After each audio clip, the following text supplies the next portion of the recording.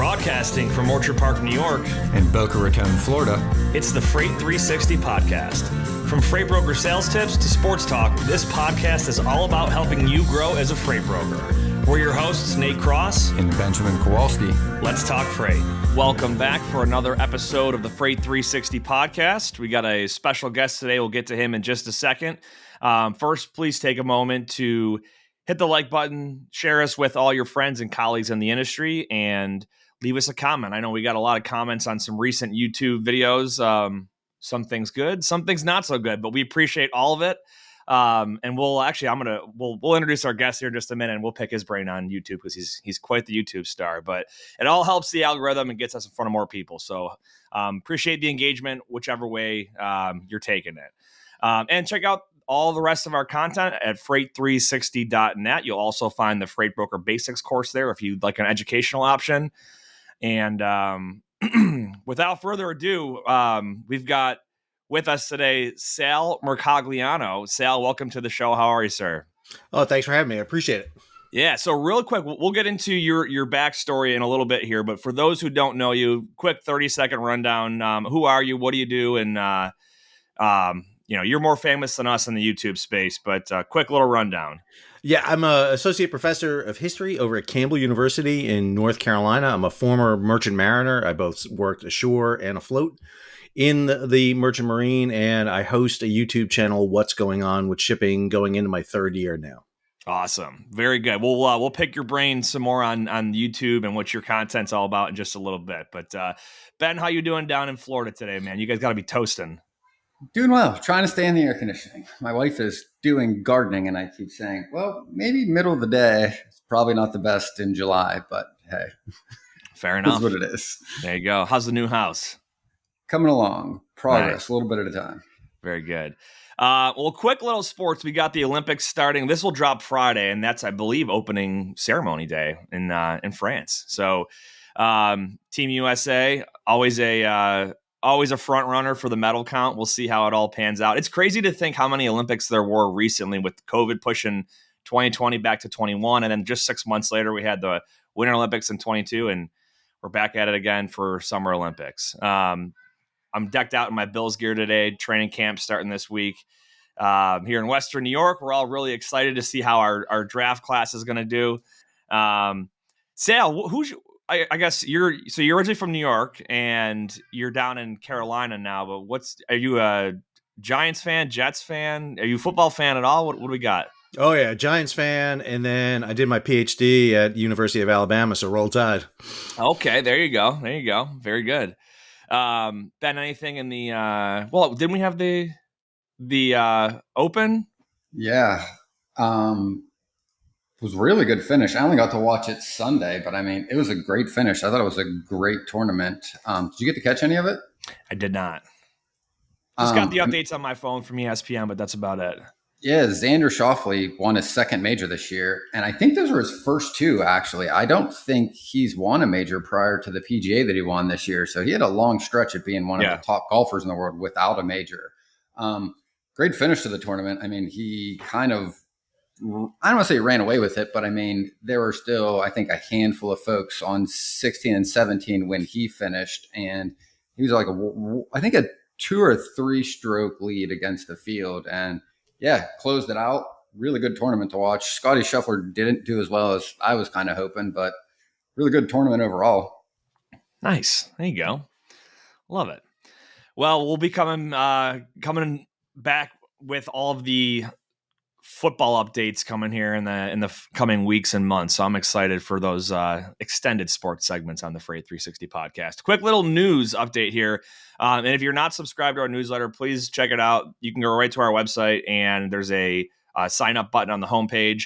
Signs out every Tuesday and Thursday for news, market updates, all that good stuff, our latest content. But one of the stories that I saw this week that really got me curious was the FMCSA. So there were obviously for the last 2+ years now, fraud has been the hot topic when it comes to the domestic freight industry.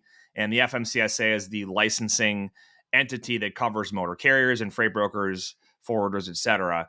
And there's been a lot of pressure put on the FMCSA as to why they haven't been doing much with the complaints of fraud. The rough estimates that we've been using when we've lobbied in DC each fall and just in general discussion is 80,000 complaints per year of double brokerage or illegal brokerage activity, something in the ballpark of $800 million a year worth of if you monetize that fraud and cargo theft.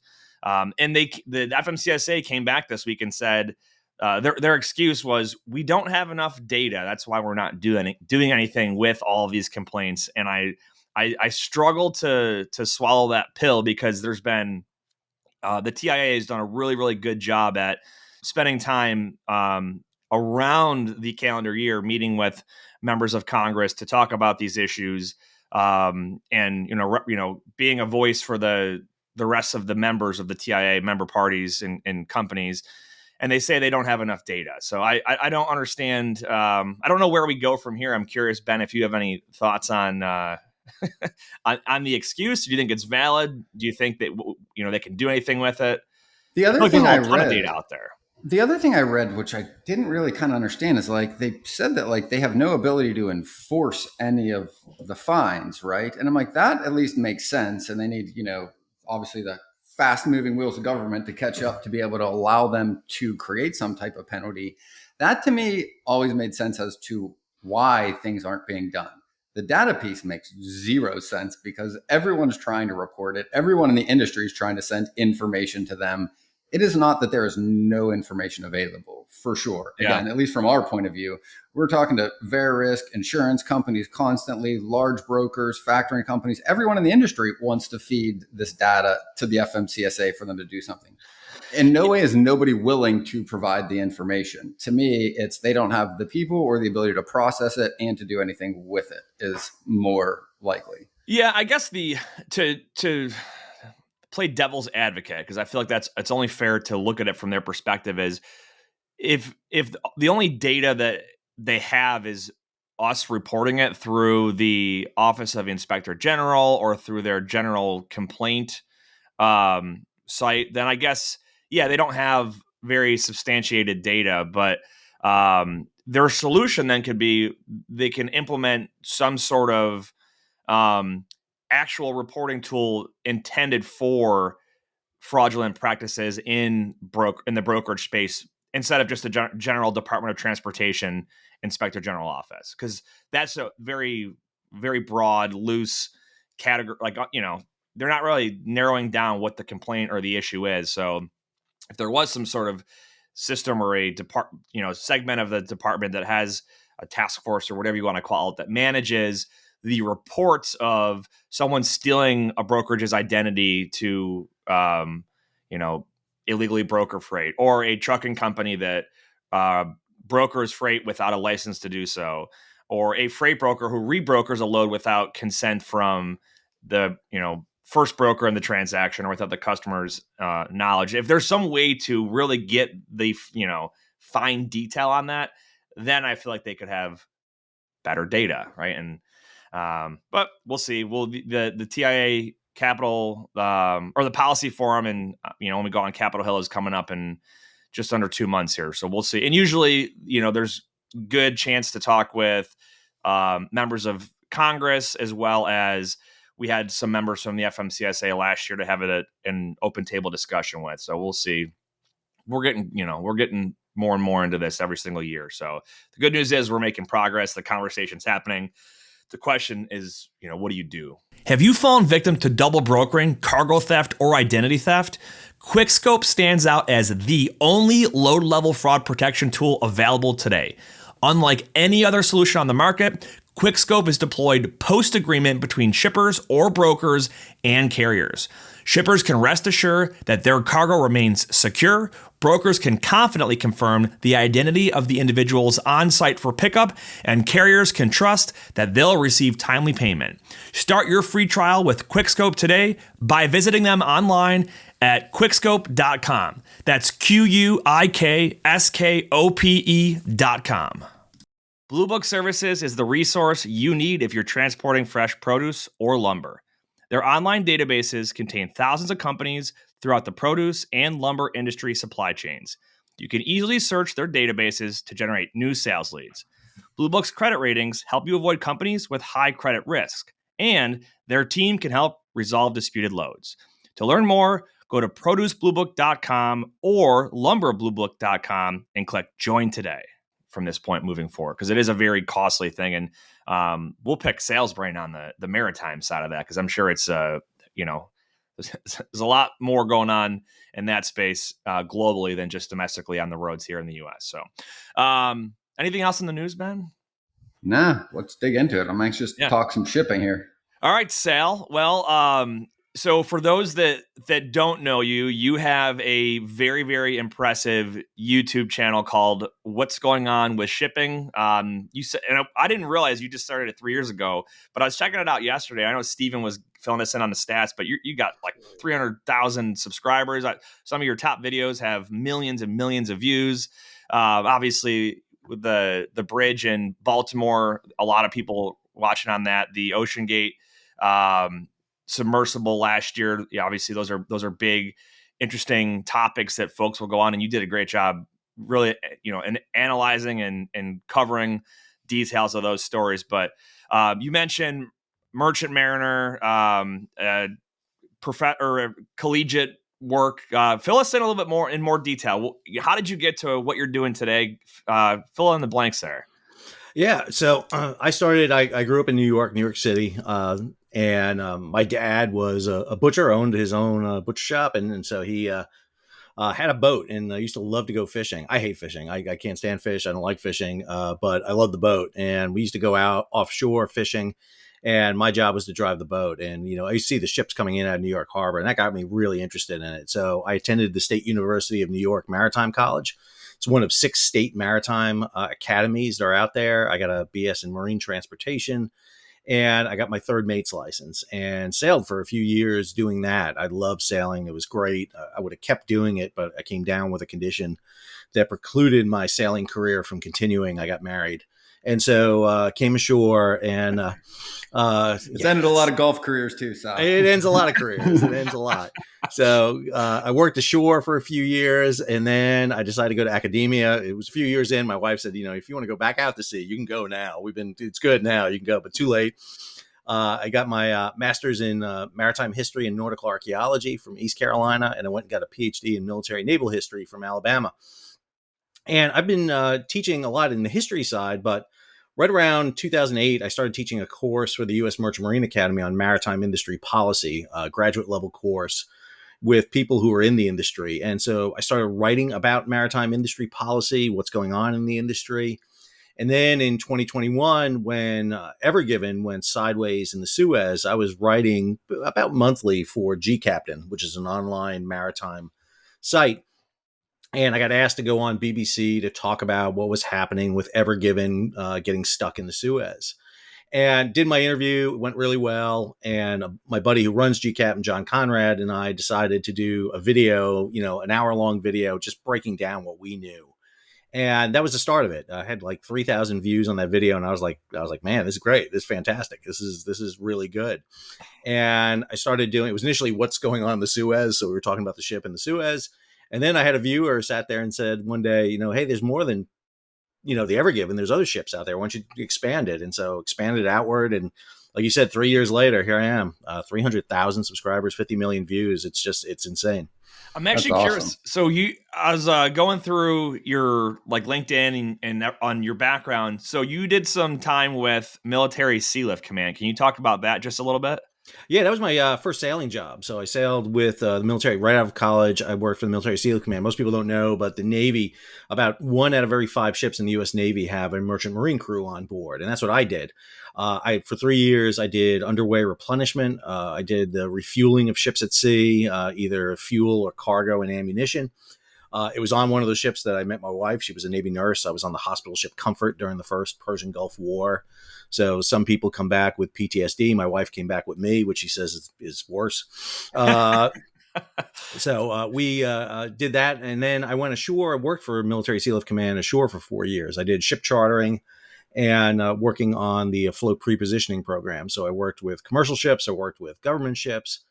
And, I was really at the point about 8 years, do I stay with the government or change my career? And I decided to go the academic because I was always interested in the background of my profession. And I really couldn't find that much about it. I didn't think it was very well written. I didn't think there was a lot documented about it.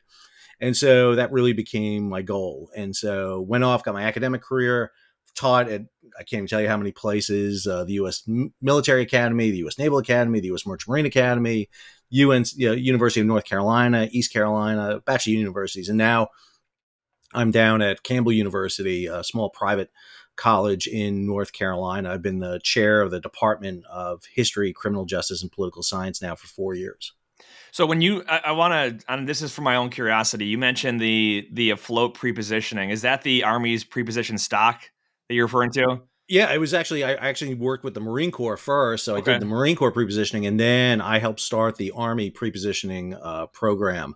And so we started putting equipment ashore for the U.S. Army, an entire brigade set, along with all the support and ancillary equipment. They're in the process now of phasing it down and closing it out, the Army. It's a very controversial issue. I did a video on it not too long ago.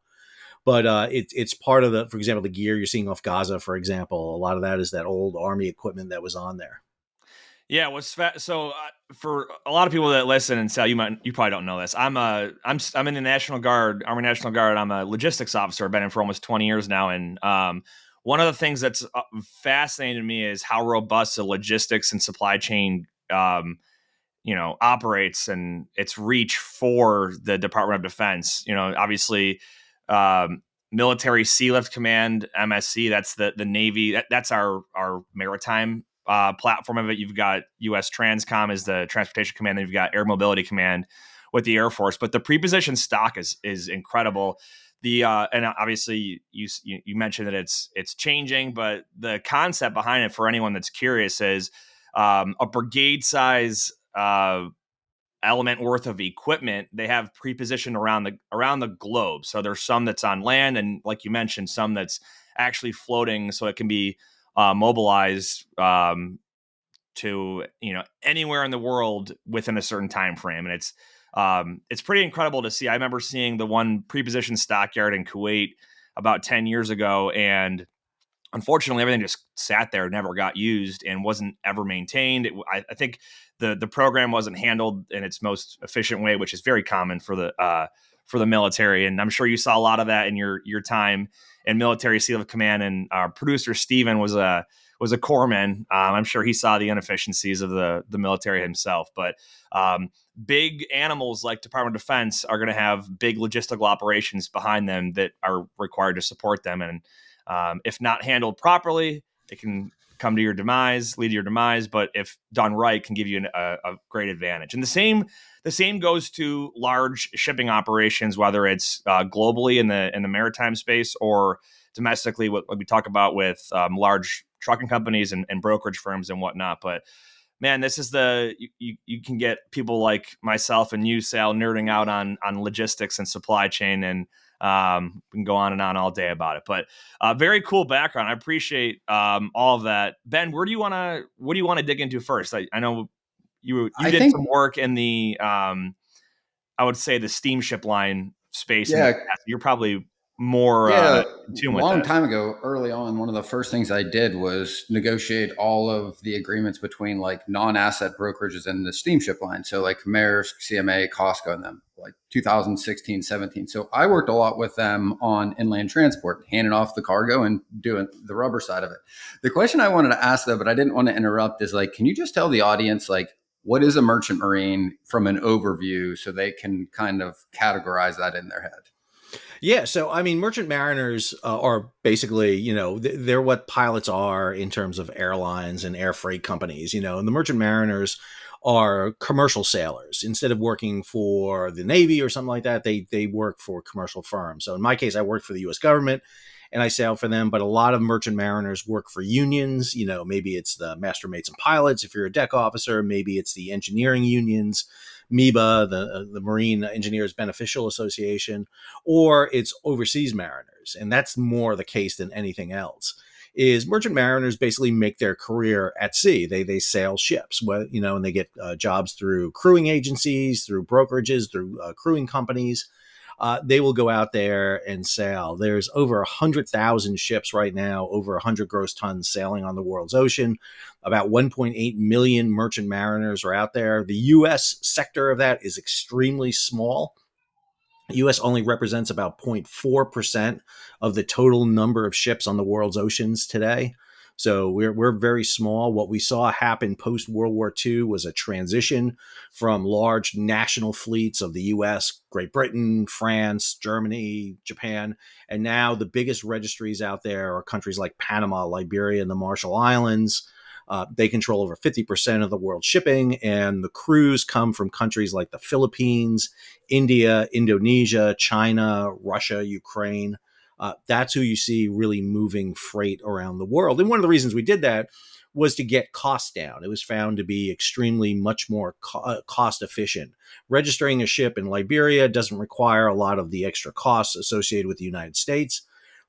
Hiring a merchant mariner from the Philippines is a lot cheaper than hiring a union mariner from the United States.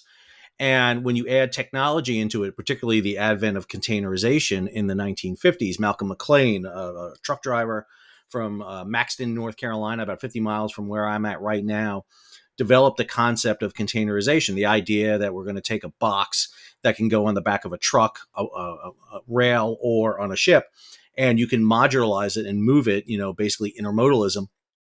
That became the method that we move goods. And in truth, McLean could not sell that concept at all in the 1950s and 60s. It just did not go anywhere. What sold it was he convinced the U.S. military that this will clear up the problem in Vietnam because they had a huge backlog trying to get ships into Vietnam. Great book by Mark Levinson called The Box, recommended to everybody. It really talks about that development of freight. It's a really interesting period. I remember, and it's been some years, but for some reason, I remember the banana somehow being integral to the changing of the way shipping worked sometime around that time period. It like either wasn't prevalent or became prevalent because of the containerized, or it was somehow affiliated with it. Oh, the old banana boats running. I mean, you were actually, if you look back in the 20s and 30s, they were converting old Navy destroyers into banana boats because they had to run them that fast because the bananas would spoil. And you didn't have air conditioning. So they were actually, the ships would have these huge kind of scoops on it. If you ever watch movies like Titanic or something like that, you'll see these big scoops up on deck. Those catch the wind. That's your air conditioning. That actually gets the airflow down into the ship. And so they would run these ships, old Navy destroyers, fast cargo ships. And it was really expensive. It was really expensive to haul bananas. And what changed everything was not just the container, but the refrigerated container. Once you got the refrigerated container, it changed everything. And then all of a sudden, any ship at all can do it. You didn't have to have a ship's purposely, quote unquote, the banana boat, just running bananas. You can load other cargo on it. You can have climate control, which turned out to be the big game changer of everything, because you can load the bananas earlier. They would ripen, slower. And so you can start moving cargo. And this is the big issue we see on containers right now. Not every box can be refrigerated. There's a certain amount of outlets on it. It becomes a big issue on board ships. But containerization is the thing that changed everything when it came to global freight for everyone. And what we're seeing now, by the way, is a big change. You don't see a lot of ocean containers more than 50 to 100 miles from the coast, because what we see right now is that transition from the ocean container into the trailer, into the 45, 53-foot trailers and loading. And so it changes everything quite a bit. And we've really seen, the container ship, for example, go from the very first container ship in 1958 that carried, 1956 that carried 58 boxes to ships like the Ever-a-Lot that carry 24,000 boxes today. That's insane. Is that the largest one that's out there right now? Well, Ever-a-Lot has actually been eclipsed by another vessel, but roughly around 24,000 boxes is where we're seeing it. And that limit, by the way, is set by the Suez Canal. You can't have a ship longer than, I think it's 399.99 meters in length. That's the limit. But now those ships aren't going through the Suez Canal anymore because of the Houthi. So we may start seeing ships get longer, which means we may see another spurt here in growth of container ships. That's what I wanted to. I wanted to segue from that right into kind of what we were saying. So I think it's a perfect segue. Is that like, how should things be functioning right for the layman when they think about global shipping, right? Like, what is the typical structure of how, and I know it's a very broad question to ask very succinctly, but if you can kind of summarize how they kind of look so we can get into some of the things that are happening that are changing that and creating issues within the domestic side. Yeah, so it goes back to what Nate was talking about, actually, believe it or not, with military logistics. So, if you look at the way we do military logistics in the US, and especially since post-Cold War, he was talking about how good we do logistics. We do logistics very good, but it's been uncontested logistics. This is the big thing that the military is finding out right now, is what happens when your logistics gets contested. In other words, somebody fights you to get your goods through. When we fought Korea, Vietnam, Persian Gulf War, Iraq, Afghanistan, no one's contesting our logistics. And so logistics work great. What we're seeing right now in commercial freight is contested logistics. It's not that someone's fighting, although we do have the Houthi, and we'll talk about them in a minute. But what we saw happen with COVID and the global supply chain crisis that came with it, that was a global disruption of shipping. As you know, and I tell everybody this all the time, the way global shipping works is it has an assumed level of trade. We basically assume we're going to move X amounts of containers every year.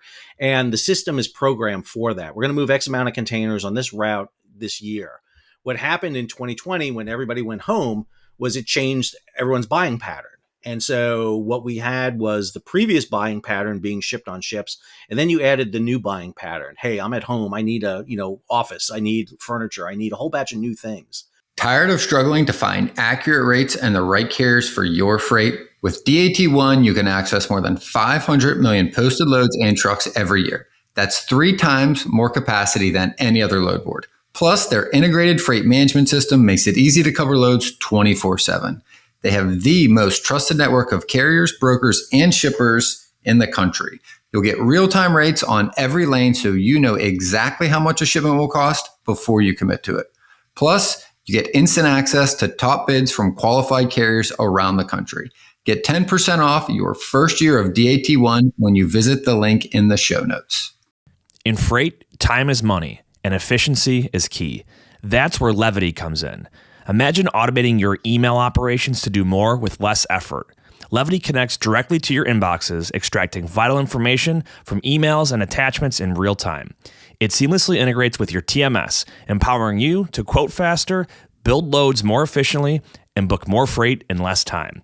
Whether it's incoming emails from shippers or carriers, Levity's got you covered. It understands any language, any format, and even interprets non-standard formatting.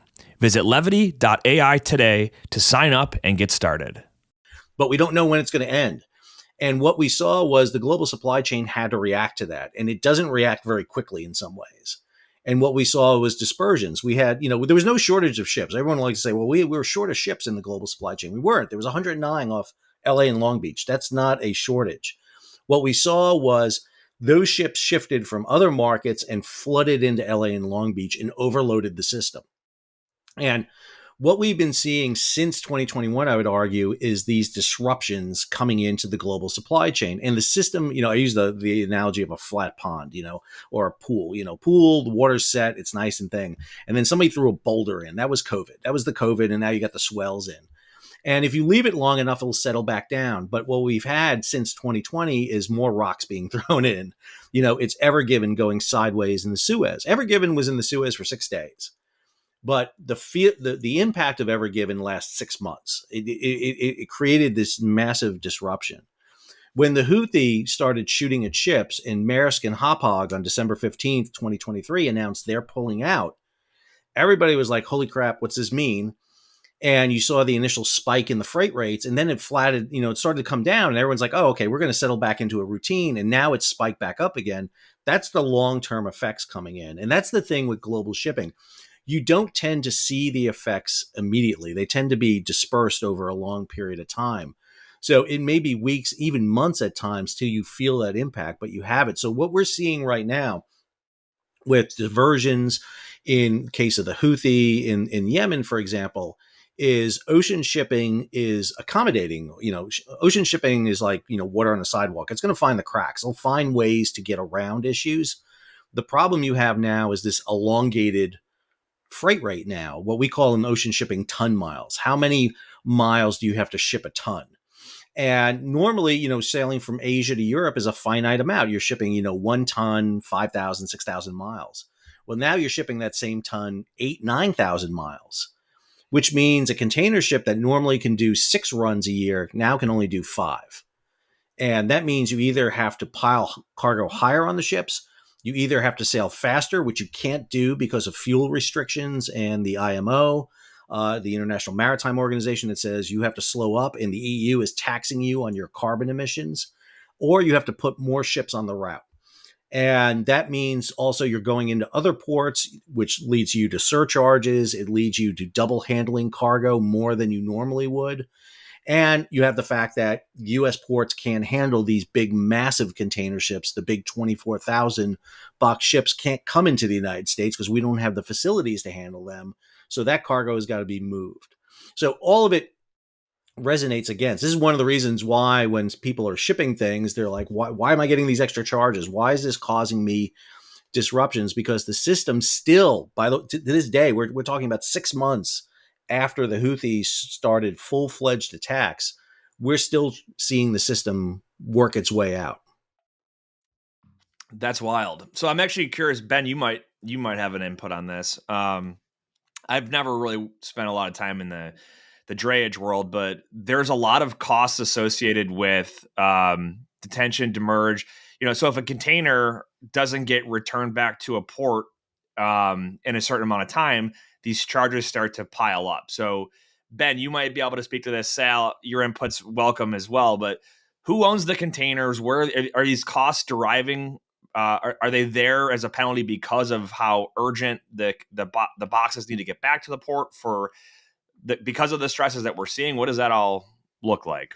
The thing I wanted to say too, because I'm going to kick it back to Sal too, because there was a question in there. I'm glad you brought that up. Is like, yeah, typically, you bring a loaded container into the United States, you have a certain amount of time to return that empty, or you get feed per day, right? Like, it's pretty simple, right? You also get feed if you don't get it out of the port in time, because again, there's limited room. To Sal's point, like, you got more cargo coming in, you can't just leave it there. So you get a window, and then the fees go up a little bit as that window gets longer. Same thing for returning the empties, right?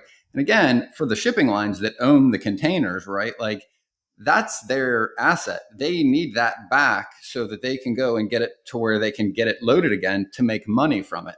The thing that I found really interesting when I first started working with the shipping lines, where they had told me, and again, this is a long time ago, that's why I was curious for Sal to shed some light on, is that, like, I think it was like almost 40% of the containers moved were air, like on ships. Like, a very large portion were just empty containers being repositioned because, and again, the way it was explained, and this is 2016 or 15, right? Like, we have a big trade imbalance with China, for example, right? Like, we bring more loaded containers here. They need the empties to refill them up over there. So a lot of the ships are literally moving empty containers, and that's a large cost. And I'm curious for Sal to shed some light on, like, how that works on the larger perspective and how that plays into rates, costs, any of those things. Lag time. No. So, I mean, it's a great point. And, a couple of things on that, during the height of the supply chain crisis, you had guys like Gene Soroka, the executive director of the Port of LA, talking about the fact that the biggest export out of LA is air. I would argue it's hot air, but it's air anyway, coming out of there. And it's true. A couple of things. Number one, up until about 2008, the container companies, the shipping lines own their containers. It's why you see Maersk and all those containers with their names on the side. 2008, you had the global supply chain crisis hit. You had the housing crisis hit, and you had the recession hit, and the shipping companies found themselves in a lot of economic problems, and so they had to sell stuff off. And one of the things they sold off were their boxes and their chassis. And so they got rid of that a lot. And so today what you see is China is the largest manufacturer of containers. They also own the firms that are the lessees for containers. And so a lot of that is controlled through basically you lease your containers. You're leasing a container all the time. And the thing that leasing companies love is fines. They love it. It's the best thing. It's the old video, it's the old Blockbuster video thing. Yep. Mm-hmm. The way they make their money is the delay and not rewinding. It's the same thing in containers. It's the same exact thing they do. And what we saw happen in 2021, 2022 was the freight rates went through the roof. I mean, we were talking about $10,000 spot rates up to $20,000 spot rates coming across. And so you had shipping companies bringing containers across, dumping them in LA and Long Beach and other ports.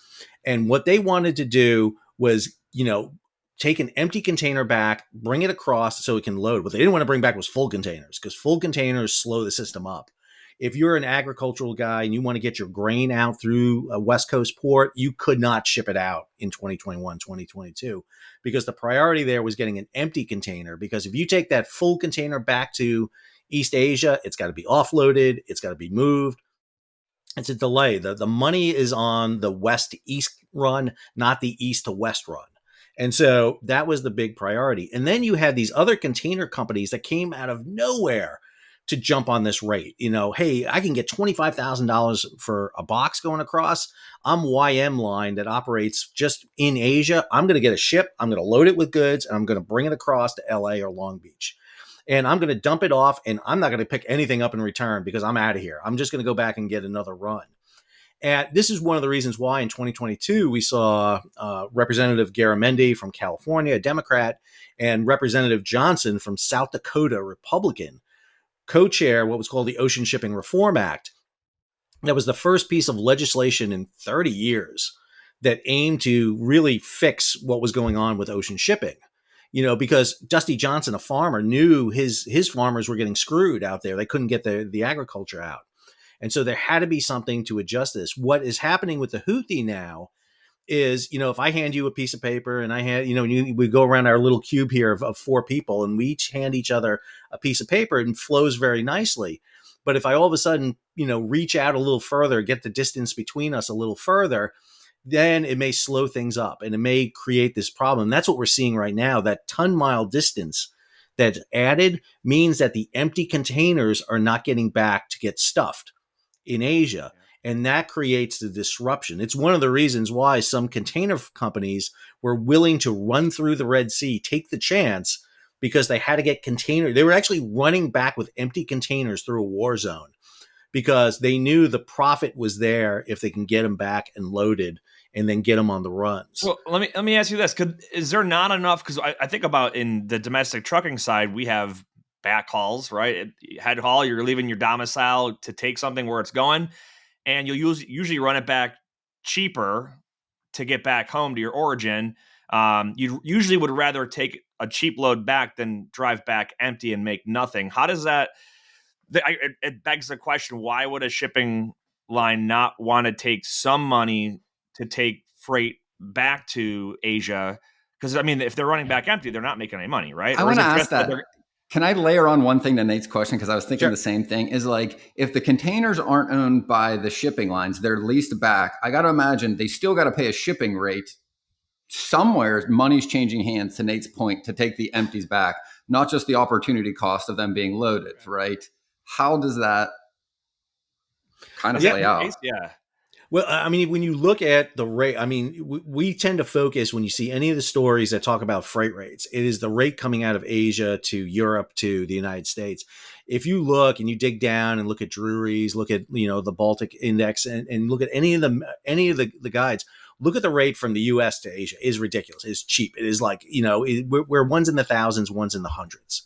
And it's like, there is no incentive money for that. And if you're the lessor, you're the one who leasing the containers, you'd much rather have the empty container back, because that will means you can turn it over, rotate the contract, and get another one going. The juice isn't worth the squeeze, basically. Then there's not enough money in it that's worth my time or headache to load, take it back, and unload. Yeah. Wow. That's when you look at the West Coast, to give you that number that you were talking about, at the height of the supply chain crisis, normally about a third of a container ship heading back to Asia was empty. It was empty containers. And that's what you saw. During the height of it, it became a half. And, I was following the numbers from the port of LA, and they were, and what you saw were the empties just stacking up in the port. And what you had was, you were overloading the system. It was too much, the Tetris map was very high, and you couldn't move anything around. And that's where LA and Long Beach came up with this super demurrage they came up with this crazy number that they kept threatening everybody with, that if you have a container on the terminal more than 9 days, we're going to charge you $100. And then the next day, we're going to charge you $200 on top of the 100. It was going to be this huge kind of, just escalating cost. They never did it. They never imposed it because, number one, they couldn't, because it would have been determined to be illegal. First of all, they were colluding together. Second of all, no one wanted to dig through the fact that LA and Long Beach, to get containers into their yards, had offered these great deals to people to basically use their terminals as laydown areas. Yeah, you get 9 days free, but if you're Amazon, we'll give you 15, and so they had all these little deals there so that you can bring your cargo in. It can sit in the terminal. It's not a big deal. And it would have all come into the light afterwards. And the container companies didn't want to talk about it either. Nobody wanted to talk about the deals. And weren't there injuries? I remember reading about literally like they were stacked so high, they were literally falling over and killing people and causing like physical harm because they didn't have the room and they were stacking them in a way that they never should have been, at heights that they shouldn't have been. Well, and they were getting permission to stack them higher too, because they had these. I mean, the citizens in Long Beach and Wilmington, for example, were complaining because there were lines of trucks out, on the roads there trying to get in, and they couldn't get in. You were jamming the system.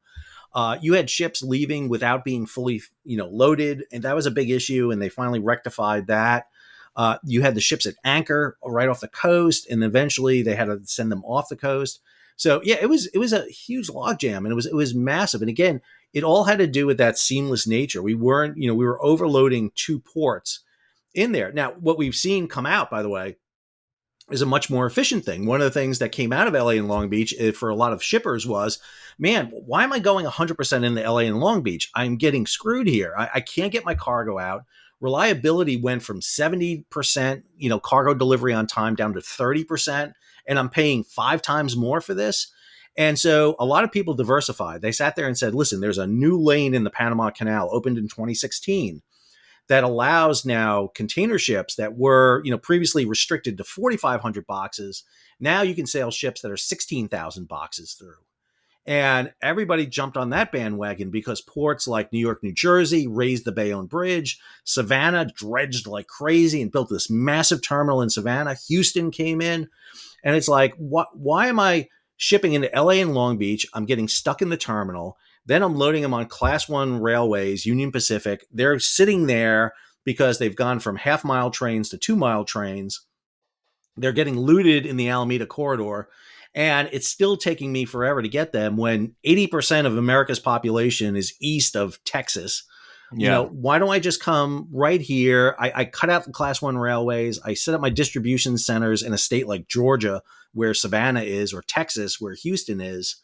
This is the genius thing I'm going to do. And then everybody flows through the Panama Canal. And then the Panama Canal has a drought. And you see the Panama Canal go down to 2/3 levels of shipping coming through. They restricted the number of boxes on the ships. It's like every time you think we've got this fixed, another Something event else. happens. Yeah. It's the black swan event. And what I keep saying is, a black swan is supposed to be a rare event. You're supposed to see a black swan once in a decade and it's gone. What we have is a flock of black swans, and we can't get the flock out of here because we keep getting hit with them. I wanted to add one thing, because it's exactly what you said. Like, what I did for most of the steamship lines during that period was I handled rail to rail through Chicago. So this massive backlog coming from California that had to go switch from rail to rail, we had lists from all the major shipping lines that were thousands of containers long that there's no way in capacity. And like, it was the heyday, right, for trucking in Chicago for that period, because they all needed to move from one rail line to one rail line because they were all coming in from that side. And then, to your point, once it came back down, it went to almost nothing, comparatively speaking.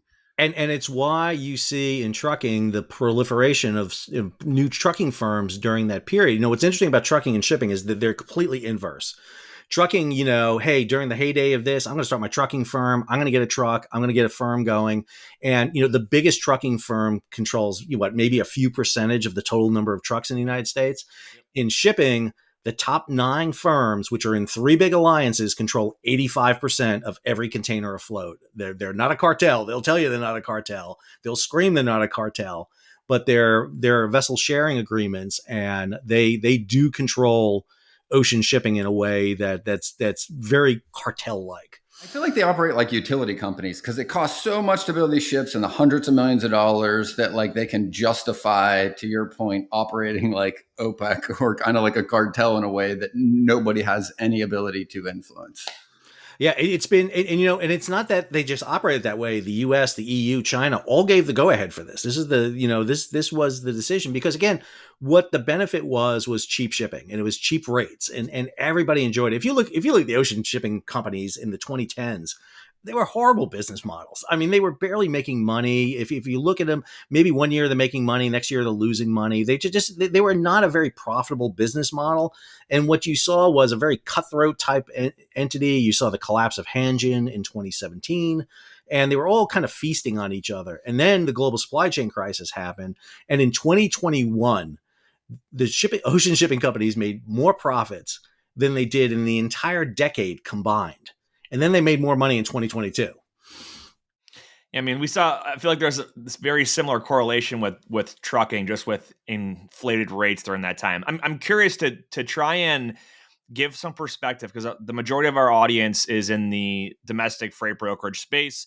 Our freight that is imported, it's going to come in on ship the vast majority of the time. So as far as infrastructure goes, can you give just a real one-on-one level?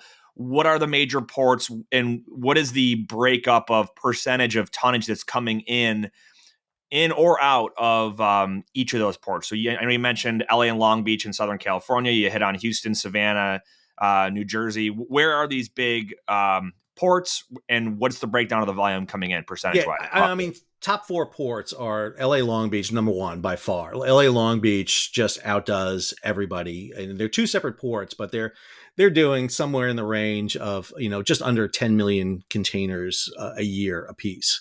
So and what percentage is that of the total U.S. port volume? It is, if you look at total containers into the U.S., I want to say it's about 60 million containers into the U.S., maybe about 50 million containers right around there. So it's a huge, massive. I mean, when you take LA, Long Beach, New York, New Jersey, which is the same port, Savannah and Houston, those are the big four. I mean, that is the big four that are on top there. And then you throw in there the kind of the minor ports that are underneath them would be, and this is not ranking them, but just for my head going through them, it's Norfolk, it's Charleston, Jacksonville, Miami, and then probably Seattle is going to be your other ones that are there. And it has everything to do with population and distribution. I mean, the reason, one of the reasons on the West Coast that you go into LA and Long Beach is because 2/3 of those containers that go into LA and Long Beach go out of LA and Long Beach. They don't stay there. They go out. They're being shipped out. But the reason you don't go into Oakland, the reason you don't send more into Seattle to Tacoma is because you got to get over the friggin' mountains. And anytime you got to move, freight over a mountain, whether it's by rail or truck, you're adding cost to that. I'd much rather go into LA and Long Beach and go on a flat railway across, the plains than anything else. It's the same way. Once you created that new lane of the Panama Canal and it opened in 2016, the ports of Savannah, Charleston, Baltimore, all the ports were dredging like crazy to accommodate these 50-foot draft container ships coming in because they knew it was going to be business. I mean, New York, New Jersey raised the Bayonne Bridge. They had to lift it up. They didn't tear it down. They lifted it up while they were driving on it. And it cost $1.5 billion to do that because they wanted to get those ships in there. And you would much rather go in. That's why when Dolly took out the bridge in Baltimore, it was a huge event for Baltimore because Baltimore was developing into a pretty good size. I think it was number 12 in terms of U.S. ports around the world, but it was the fastest developing container port. Because if you offload in Baltimore, think about where you are. You're astride, really the network of U.S. population right there. It gives you nexus into Pennsylvania, into Pittsburgh, into the Midwest region. It's a key port. And when Dolly takes out the bridge, that's 2 months of freight not moving in. Yeah, that's insane. So, Ben, you have anything else on this? I got a couple more questions. No, go ahead. So we talked a lot of, impact in the past, 2016, 2020, obviously with COVID, 21 with Ever Given, the Houthis now. What is the future? I guess give us the current state of where, what's the black swan population right now? What are we dealing with? And what's projected, possible disruptors or solutions to make the shipping situation better or, fix what our issues are currently? Yeah, so I mean, I just checked my numbers too. We're looking at about 25 million containers into the U.S. on an annual basis. So when you talk about almost 20, almost it's less than that now because we're down from the peak in L.A. and Long Beach. But you're looking at about 17 million into the port. So that's a big, huge percentage right there. You see. But one of the things that we're looking at right now is the Houthi have created the biggest disruption. Obviously, they have disrupted ocean shipping. That thread that runs from Europe to Asia through the Suez Canal, down the Red Sea, out into the Indian Ocean, that handles 15% of world trade. 15%. That's a ribbon there. It's the most dense shipping channel there is. The other element is about 35% of that. 35% of the world's containers go on that route. We move about 100 million containers a year on the world's ocean. So about 35 million containers move on that route. A lot of people will sit there and say, well, that doesn't impact the U.S. It does. About 15% of those containers go to the U.S. Because one of the things that you find out is if you're sailing from Shanghai and you want to get to New York, it's about 50-50 whether you go, east across the Pacific through the Panama Canal or go west. And so when the Houthi came in, that causes the disruption. As I mentioned to you before, that creates these longer ton miles. And the ocean carriers are very funny because they will sit there and say, "Oh, the Houthi are bad news. They're disruptive. They're creating massive problems for us." And they're creating this increase. At the same time, they're generating a lot of revenue for the ocean carriers. This is the part they don't tell you. It's like we're secretly very happy about the Houthi because we were looking at our profits being really down after 2023. And now all of a sudden they're up because freight rates are up. You saw that huge spike in moving containers around the world. We went from about $1,000 to $1,500 to move a container up to about $4,000. You see the surcharges coming in because they're overloading certain ports that did not expect to get cargo or getting them. So Singapore, for example, has got a 2 million TEU backlog in it. Kaohsiung in Taiwan, Port Klang in Malaysia, Algeciras in Spain, Tangier in Morocco. They're all jammed. And so it's getting very difficult. What we saw happen in LA and Long Beach in 2021, 2022 is happening in these ports right now. And so that's having a resonance through the system. It's slowing everything down. You're clogging the system up. Now, the ocean carriers also invested immensely. Those massive profits they had, when you give, a sailor money, they're drunk on cash, they're going to spend it. And that's what the ocean carriers did. And they diversified in several ways. You got outfits like Mediterranean Shipping bought an air freight company. Maersk bought terminals. They bought their old terminals they had sold. They bought them back. But one thing that they all did is bought ships. They all bought brand new ships. And so new ships are coming online. And so at this period of time when the ocean carriers need more ships, they're coming online. But what they're not doing is scrapping them. They're not getting rid of the old ones right now. And that's going to be the big issue. That one of the things the ocean carriers have learned how to do is really control the rates a bit more. And they do it usually by blank sailings. Everybody knows I got myself booked on this freight and man, they canceled it. It's like flying Delta right now. It's like, man, I got canceled. It's like this just stinks. And what they're going to do is start scrapping ships like crazy. They're going to be running them aground in Bangladesh and India and Pakistan and getting rid of them as these new ships come online. Plus, the other element that most people don't know is that there's a new requirement being put on the ocean carriers by the International Maritime Organization to become more fuel efficient. And this issue is driving everything. Slow steaming. You can't steam as fast as you used to steam, which means you need more ships, which wasn't as much of a problem until you added a detour around Africa. You've got carbon taxes. If your freight's going through Europe, the EU is imposing a carbon tax on every ship coming in. You've got to pay a carbon tax. And that's not the ocean carriers paying that. That's the shipper paying that.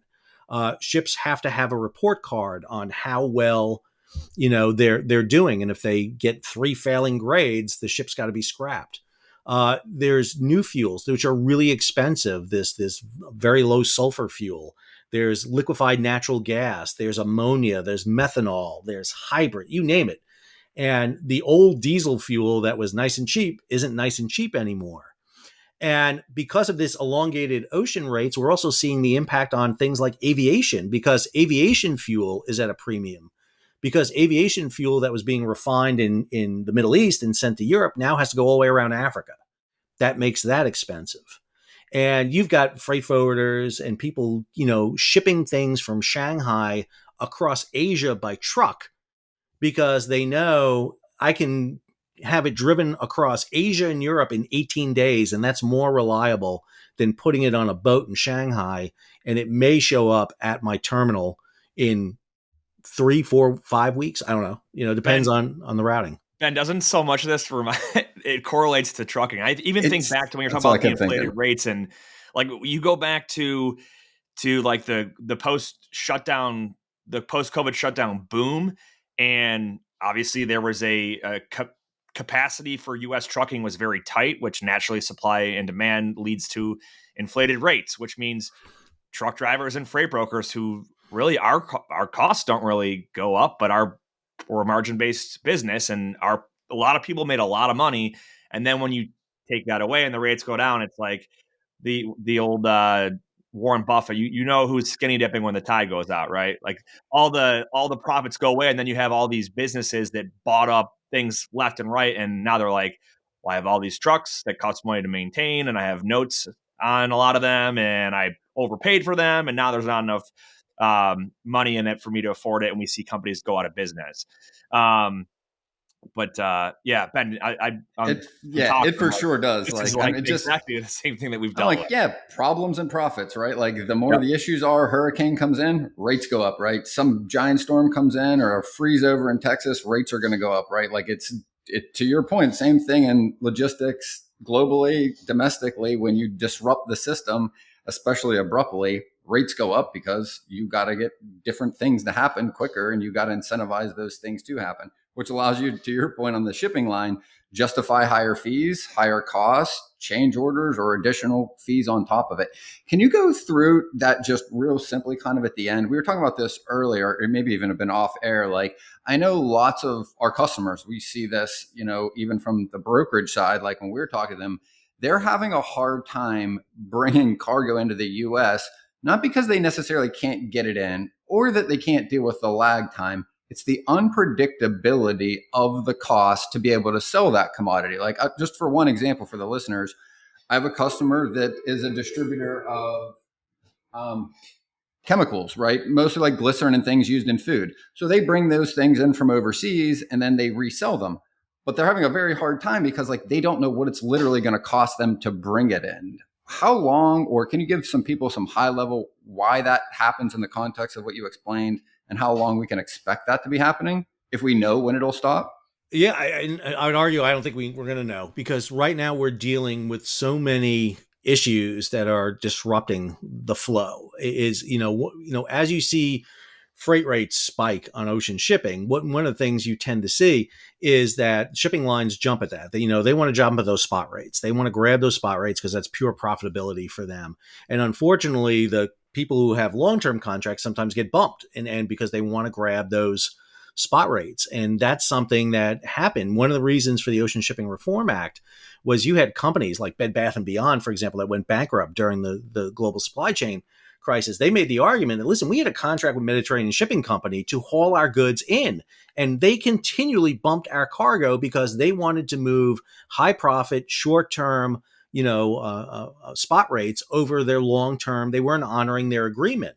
And, that was one of the things that gave power to, or renewed power to, an entity called the Federal Maritime Commission. It's the maritime entity. It's the federal government entity that does maritime, kind of what you guys were talking about earlier with trucking. The problem is the FMC was really defanged. I mean, it had almost no power whatsoever. And now they've got new power, they've got new staffing, and they're trying to do it, but there's a lot of pushback. The ocean carriers are really well organized. They are extremely efficient in their lobbying. This is something that's a lot different than what you see. And I think the closest you have is rail to it, where you have just a few companies in the rail industry. It's kind of like shipping. Shipping is really the World Shipping Council, which is the most evil sounding entity I ever have heard. It's like, it should be, it should be Dr. Evil with a volcano in the background, but the World Shipping Council represents all these shipping firms. And they lobby like crazy on this, and they're really efficient on it.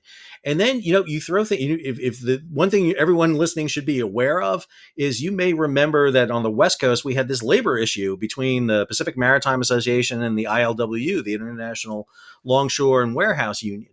They were out of contract for a long time. I mean, since 2016, they were out of contract, and negotiations were going on. There was slowdowns. There was a threat of a strike, and eventually they hammered out an agreement.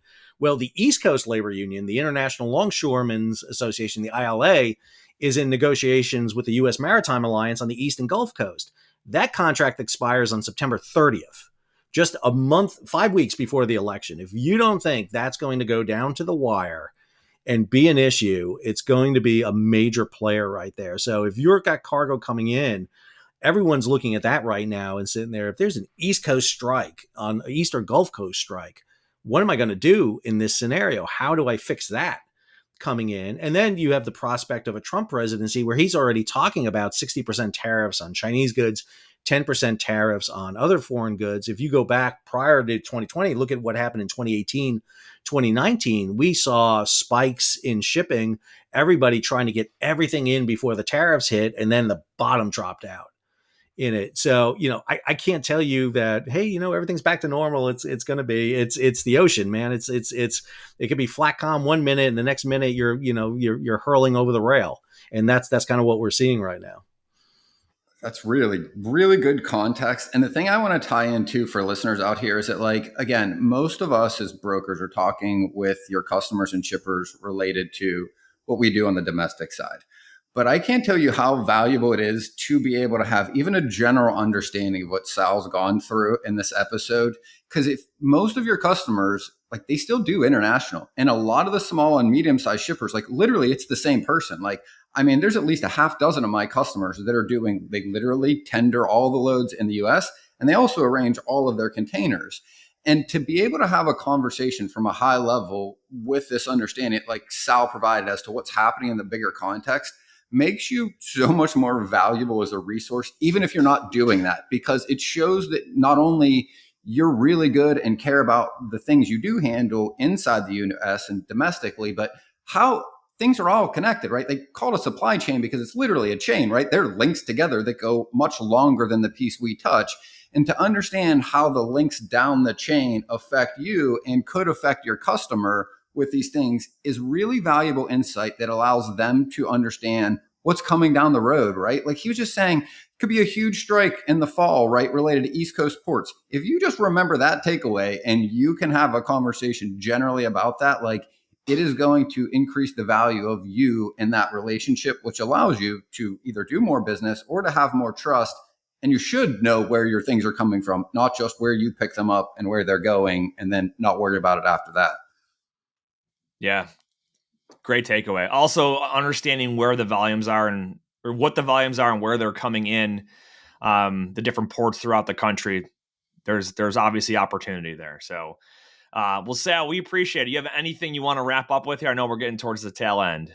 No, I mean, the only other thing I always like to add is you will hear discussions periodically, especially when it comes to shipping in the United States, about, more coastal shipping. And you always hear the Jones Act will crop up in a discussion about moving things. And understand, the U.S. really isn't conducive to really moving a lot of freight along the coast because of, the fact that we have a massive interstate highway and rail system, unfortunately, you're not going to move cargo on, the I-5, I-95 maritime corridor when you can get, a rate of less than $2 a mile, for trucking. And, when you have to go through 2 U.S. ports to move something. And, it's really, one of the things that I've learned over the 3 years I've been doing this, my focus was on global shipping. But the thing that I've become very cognizant of is to understand shipping and transportation is you got to understand all methods and modes, or at least have a knowledge of it. It doesn't do me any good to be in the water if I don't understand the port interface, if I don't understand road, rail, aviation elements. And I think that's the element. And then the last thing is have your backup plan. To go back to what we were talking about, what Ben was talking about, if you're in that supply chain setup, then the weakest link can break the chain. It's why you want to get a supply web, A web means you can cut one leg and it still sustains itself. I did a video early on the Houthi crisis, and I said this is going to cause disruptions. That east-west ocean shipping from China to Europe is going to be disrupted. And I got a note from a guy, a very nice note. He sent me a note. He said, "Listen, I listened to your YouTube channel, and I was able to divert some freight in China onto a ship heading to California vice, going via Europe, and it saved me." He goes, I look like a genius that I did that. And he goes, I looked really good. He goes, and it's just that, and I'm not saying it because you listen to me and you get that, but it's being that aware. It's really not banking 100% on a certain venue or avenue. Because if you do that, then you run the possibility of it being severed, disrupted, delayed, and then you're scrambling. And I think that's the thing that I get from military logistics that applies into commercial logistics is don't get yourself 100%. You got to have the backups in place. You don't have to have a warehouse full of stuff stocked, but you better have multiple routes so that you can, do it on the fly. And that's either having, contacts with good freight, forwarders, NVOX, whatever it is, have that network in place so that you can move very quickly. It's really good. That's excellent advice. Well, Sal, we appreciate you being on the show. If you guys want to check out his YouTube channel, again, it's called What's Going On with Shipping. You can join the massive crowd of 300,000 others that are out there, and it's growing. Congrats on that, by the way. That's awesome to see that kind of growth in such a short amount of time. Oh, I appreciate that. Ben, any closing final thoughts here? Whether you believe you can or believe you can't, you're right. And until next time, go Bill. That wraps up this episode of Freight 360. Check out the show notes for links to anything that we've referenced on this episode. And make sure to visit us online at freight360.net to see our entire library of episodes, videos, blogs, and more. And make sure to check us out on Facebook and subscribe to our YouTube channel for daily and weekly tips and content. And if you'd like your question answered on the show, fill out the Contact Us form on our site, and we'll see you next week.